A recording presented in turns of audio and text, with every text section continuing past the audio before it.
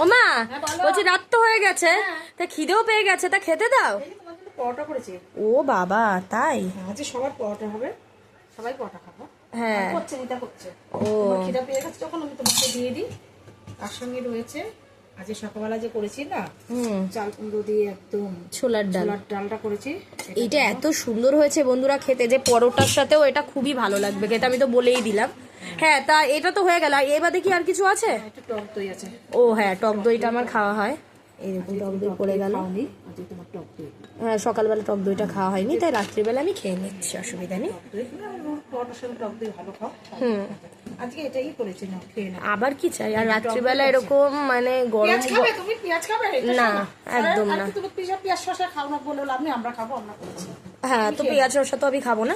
তো যাই হোক, গরম গরম পরোটা পড়ে গেছে। সকালে ওই ছোলার ডাল দিয়ে চাল কুমড়োর যে রান্নাটা, যেটা অসাধারণ হয়েছে, যাকে কি বলবো, করে খেতে হবে। এটার রেসিপি অবশ্যই দেওয়া আছে, আপনারা চেক করে নেবেন। আর এই সাইডে একটু টক দই নিয়ে নিয়েছি, কারণ টক দইটা খেতে আমি প্রচণ্ড ভালোবাসি, তো এইটা নিয়ে নিয়েছি। তো ঠিক আছে, শসা পেঁয়াজ তো আমি নেবো না। তা ঠিক আছে, আজকের মানে ডিনারের মেনুটা কেমন লাগলো অবশ্যই জানাতে কিন্তু ভুলবেন না। আজ এইটুকুই, টাটা।